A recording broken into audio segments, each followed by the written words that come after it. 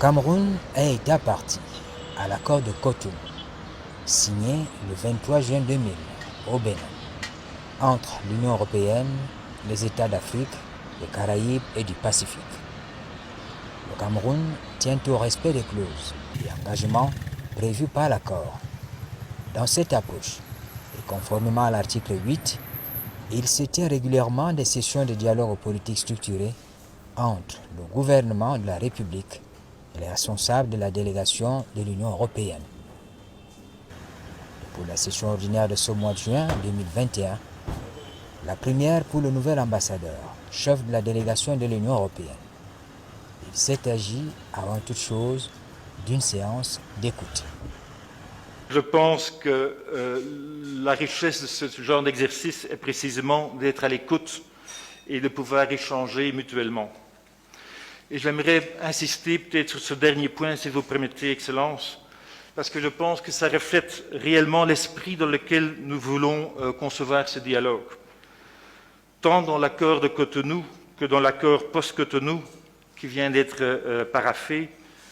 Nous reviendrons d'ailleurs probablement là-dessus plus tard. Le but est effectivement d'échanger en toute franchise, mais toujours dans un esprit constructif sur des sujets divers, qu'ils soient d'intérêt national ou régional ou international, afin de mieux comprendre nos positions respectives et pour voir ensemble, le cas échéant, comment les rapprocher et comment travailler ensemble à atteindre des objectifs et des intérêts communs.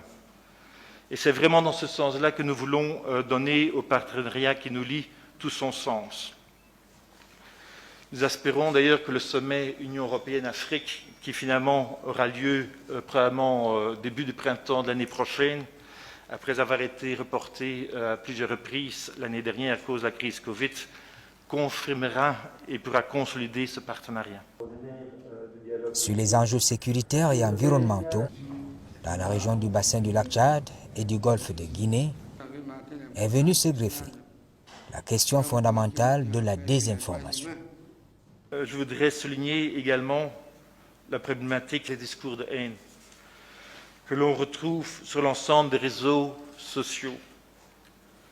La maîtrise de cette désinformation est l'un des plus grands enjeux actuels de nos sociétés modernes et des relations internationales. C'est une question très complexe, à la fois sur le plan éthique que sur le plan juridique. Mais l'image du Cameroun peut en souffrir, de même d'ailleurs que l'image de l'Union européenne et de nos États membres. Certains acteurs internationaux en font de cette diffusion de fake news un élément central de leur politique de déstabilisation de nos sociétés et de nos États. Et je pense que l'Union européenne et ses États membres essayent d'y travailler, et c'est un terrain, me semble-t-il, où nous pourrions davantage travailler ensemble également, partager nos savoir-faire dans ce domaine-là. La sensibilisation des populations via la société civile et les médias responsables est un des moyens, je pense, les plus efficaces pour lutter contre ce fléau. Très rapidement, et nous sommes d'accord avec vous, évoquer le problème de la désinformation et du retour à la haine, en parlant de la déstabilisation de nos sociétés. Je suis content qu'on évoque ce problème, parce que pour nous, on a la voix la plus importante sur cette question.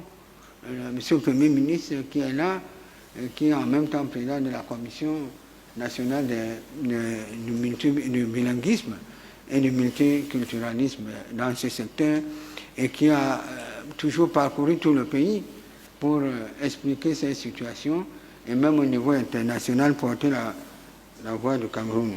À cela, vous avez adossé, Monsieur le Co-président, vous avez adossé un problème sur la question de la situation qui prévaut, situation socio-politique dans les deux régions du Nord-Ouest et du Sud-Ouest, tout en évoquant la manière que vous voulez connaître sur la gestion de la crise politique dans ces deux régions. Les discussions autour de l'accord de Cotonou, la programmation budgétaire pluriannuelle en Europe sont des sujets à approfondir. Mais déjà, les deux parties ont semblé marquer un intérêt certain en adressant la question des droits humains. Comme partout ailleurs dans le monde, nous venons de définir en Team Europe une nouvelle stratégie pour les droits humains et la démocratie qui va couvrir la période 2021-2024. À ce stade, je voulais simplement pointer sur 2-3 petits points, si vous me permettez, Excellence, et on reviendra là-dessus dans le détail plus tard. Je voudrais simplement souligner l'importance du rôle de la société civile dans la consolidation de l'état de droit et de la protection des droits humains. De même est-il important, je pense, de donner une voix et un espace à l'opposition politique et de lui permettre de se réunir, de s'exprimer dans les limites de la loi. Une presse indépendante est également cruciale pour le débat démocratique. Cela implique le respect d'une déontologie journalistique, mais également, je pense, celui du principe constitutionnel de habeas corpus, comme facteur pouvant également contribuer à un climat plus serein. Je voudrais aussi souligner dès à présent l'importance du lien entre les forces de défense et de sécurité et les populations civiles. Toutes nos forces armées et de sécurité sont confrontées à cette question, lorsqu'elles sont sur des théâtres d'opérations nationaux ou internationaux d'ailleurs. Ce lien avec la population est vital, à la fois pour la protection des populations civiles qui se retrouvent au cœur des conflits, mais aussi des soldats engagés dans des affrontements. La lutte contre l'impunité et l'encadrement juridique des forces sur ces théâtres d'opération est ainsi une question à laquelle toutes les armées modernes du monde doivent faire face, et je dirais même en particulier les meilleures. Dans le même ordre d'idées, le respect du droit international par ces forces dans les différentes crises sécuritaires doit être développé et renforcé. Des normes de formation sont indispensables, d'autant plus qu'elles sont requises dans des opérations de maintien de la paix des Nations Unies, dont les contingents africains sont très importants.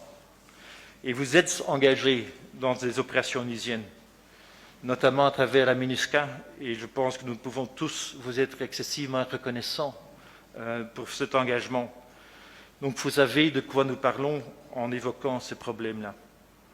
Vous avez marqué l'importance sociale d'un point qui vous tient à cœur sur les droits humains et sur lequel nous avons toujours eu des échanges ici, avant votre arrivée et même bien longtemps.